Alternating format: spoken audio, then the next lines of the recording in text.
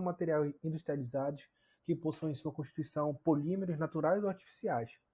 A solidização está ligada à obra de geotecnia, principalmente ao reforço do solo, mas também ele pode desempenhar outras funções, como filtragem, drenagem, separação, impermeabilização e controle de erosão. Aqui eu vou falar um pouco sobre os tipos de geossintéticos. Primeiramente temos os geosteixes, que são compostos de fibras, filamentos ou tecidos flexíveis e permeáveis. A manta ela é utilizada para aplicação de separação, proteção, filtração, drenagem, reforço e controle de erosões. Além de apresentar uma aplicação mais rápida e prática, o geossintético também permite desenvolver algumas teorias importantes, como a do reforço do solo. Outro tipo de geossintético seriam as geogrelhas. As geogrelhas elas são mecanismos que reforçam a resistência do solo, diferente das ferramentas friccionais aplicadas no geosteixes. Este geossintético ele vai permitir uma maior interação com a ancoragem no meio inserido, pois ele vai proporcionar uma comunicação do solo aterrado. Essa relação depende basicamente das propriedades mecânicas dos solos e das propriedades da geogrelha, sendo função de dois mecanismos, o cisalhamento na interface e o cisalhamento do solo confinado nos orifícios da malha. Outro tipo de geossintético seriam as georredes, que elas são formadas por duas séries de membros extrudados paralelos que se interceptam em ângulo constante. O geossintético ele possui uma alta porosidade ao longo do plano. Ele é sendo usado para conduzir elevadas vazões de fluidos ou gases. Ele é comumente utilizado entre dois geotextos, entre duas geomembranas ou entre um geotexto e uma geomembrana, para evitar que seus canais sejam obstruídos pelo solo ou por resíduos.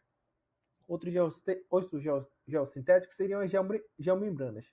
As geomembranas são mantas contínuas flexíveis construídas de um ou mais materiais sintéticos. Elas possuem baixíssima permeabilidade e são usadas como barreira para fluido, gases ou vapores. Na engenharia civil, o material é aplicado na construção de canais de irrigação, diques, além de ser aplicado na impermeabilização de túneis, lajes, tetos e lagoas de armazenamento. Outro tipo de geossintético seriam os geocompostos. Os geocompostos eles são fabricados pela associação de dois ou mais tipos de geossintético, como o geotexto georrede e o geotexto geogrelha. Eles atuam efetivamente como barreira para líquido ou gás e são comumente usados em aterros sanitários ou em conjunto com geomembranas. Já outro tipo de geossintético seriam os geotubos. O que seriam os geotubos? Eles são tubos polímericos perfurados ou não. São usados para drenagem de líquidos ou gases, incluindo coleta de chorume ou gases em aplicações de aterros sanitários. Em alguns casos, o tubo é perfurado e é envolvido por um filtro geotêxtil. Outro tipo de geossintético seria o geoexpandido.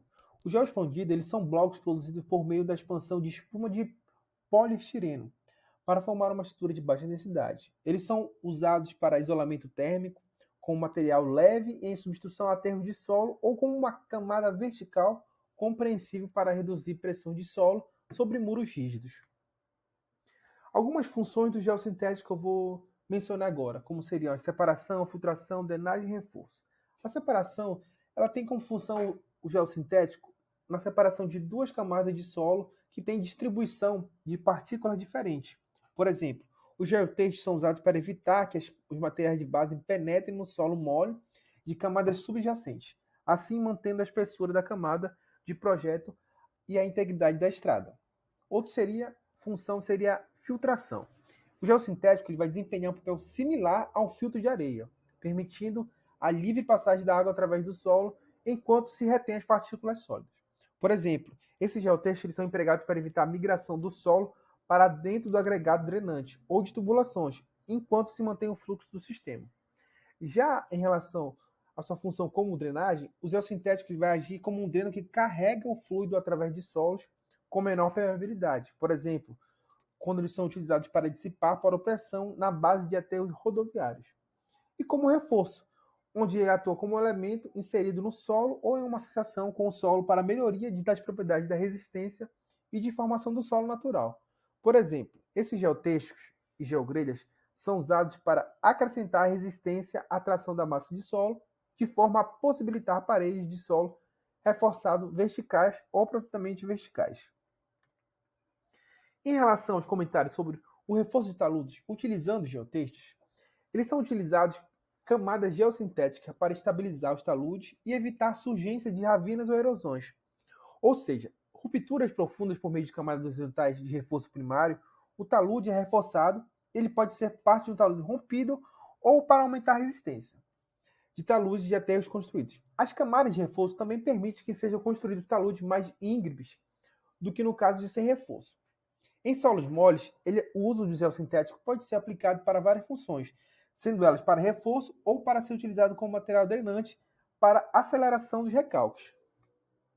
Em relação às obras viárias, a utilização dos gelos sintéticos principalmente ao reforço da camada de base, isto é, na estrutura em construção e ao reforço da camada asfáltica para as estruturas pavimentadas e na restauração de pavimentos degradados, sendo que para o reforço de base, o gel sintético tem função de elemento confinante e separador, e para o reforço da camada asfáltica como elemento anti-reflexão de trincas e juntas. Os gel sintéticos mais empregados na pavimentação são os geotextos e as geogrelhas.